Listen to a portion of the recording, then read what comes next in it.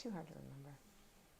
Neil here with the Ultimate Radio Show, show number 7 with Laurie Butterworth. We're talking about kids. All these videos are all about kids. Dedicating this time to kids. And this video is going to talk about therapists and finding therapists to come join you here. So let's talk about that. Okay, yeah. So we are the Center for Child and Adolescent Mental Health. Yes. We are right in the SoCal Village, so it's easy to get to. Yes. There's a bus stop right out in front of Lots our of parking in the back. Right next door to Ugly Mug. Yeah. It's easy to find, easy to get to. And kids can come in. They don't. There's kind of secret entrances if they want to be anonymous. Yeah, it's kind of nice, isn't it? Right. Yeah, yeah. So anyway, I want to talk about how does a parent find a therapist for their kid? How do you know if a therapist is going to be a good fit for you and your family? Right. We talked a little bit about this in the last video, but there's some specific questions you can ask and things that they should give you. Okay. Okay. So first of all, if you're describing, like, you figure out, like, why do I think my child needs therapy? Why would a therapist help? It's like beyond what the family or the teacher or the community can do to really help this child who may be struggling. So you want to find a therapist that fits what your child is suffering. Mm-hmm. You know, it's hard to find a therapist now, so a lot of parents have a tendency just to take anything, and I want to warn people against that. Don't just settle when it comes to a therapist for your kid, because it could do more harm than good. Okay. It really could. Can you see why? Yeah, right? Can you see why it could potentially do more harm than good if you pick the wrong therapist? You get the wrong, yeah. Mm-hmm. You don't, I can see the various ways that it could be wrong. Mm-hmm. Yeah. So you want to ask some really tough questions. You know, you want to know about their training. You want to know about their life. Like, what do you do? Like, who are you? Who is this person that I'm going to give my child to for an hour a week or 2 hours a week or whatever? And under your umbrella, so you're responsible too, because under your umbrella. Yeah. So there's that, and then describe what's going on with your child, and then they will come up with. They need to have a treatment plan. You need to know what the treatment is that the child is going to be receiving, and it has to make sense to you. Make sure it makes sense to you. And make sure that you're in contact with the therapist pretty regularly, so that, like with my patients, we set up goals. Like, we have clear goals. Okay, here's what we're going to do. This is how we're going to get there. And then we get the parents on board. So it's got to be like goal setting, like, because you want to work on particular things. Mm-hmm. For kids, just sitting talking about your feelings or having someone to talk to, you don't really, that's not what therapy's for youth, as far as I'm concerned. Like, some parents will call, they say, I just want someone for my child to talk to. And I'll just tell them, I don't really do that. They'll talk to me, and there'll be a relationship there, but it's going to be based on something that we want to see change. Mm-hmm. So you want to ask those kinds of questions. And then you want to know, like, how long do you think this is going to take? And how much is this going to cost?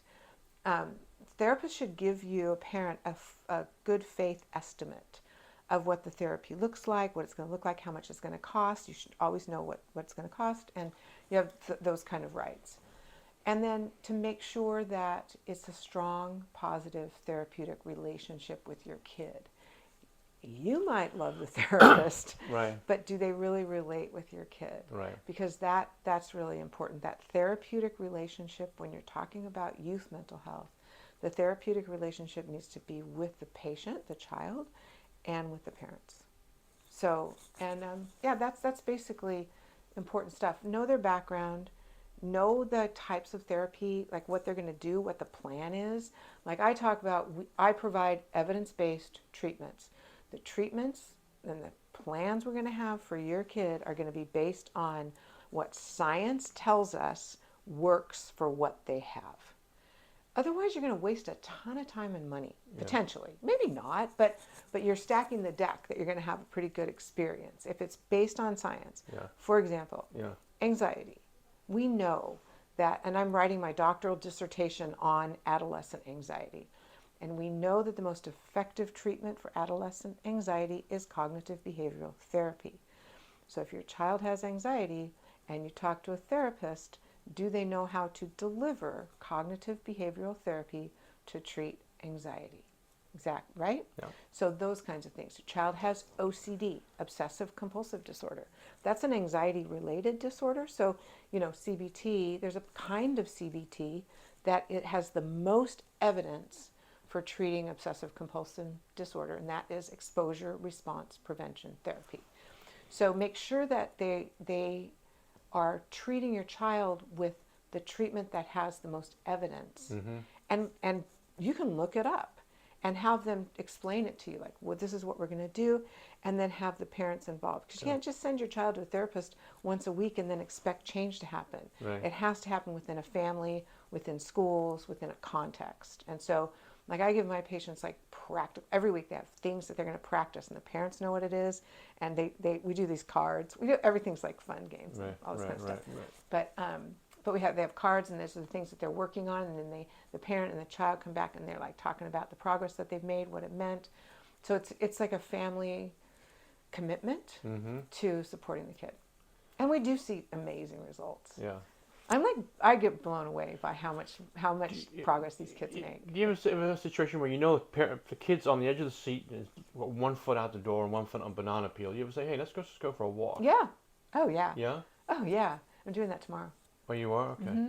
Yeah. We go for get out of this. I don't want to be in this. This is the therapeutic office, which I don't want to be in. Yeah, we need to go for a walk. And we go for the walks are kind of, we're just not walking around. We're doing intentional, like, noticing. Yeah. And or like breathing. Yeah. Or a lot of it is like we learn about what we pay attention to. Another thing that I do a lot with kids is I want to educate them about what we're doing and why we're doing it. So I spend what's called psychoeducation.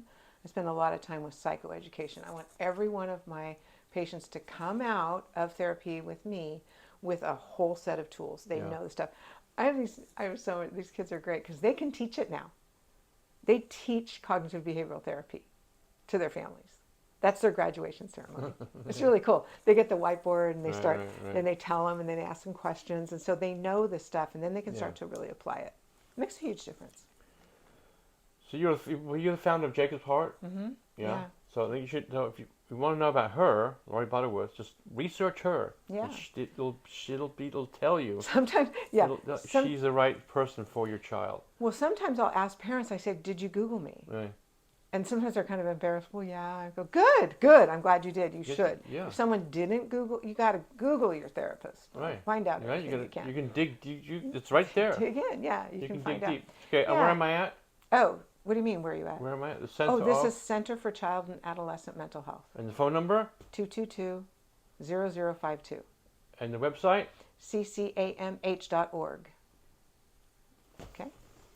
If you Google Youth Mental Health SoCal, you'll find us. Yeah, you'll find you. Just Lori Butterworth. It's right there. It's a piece of cake.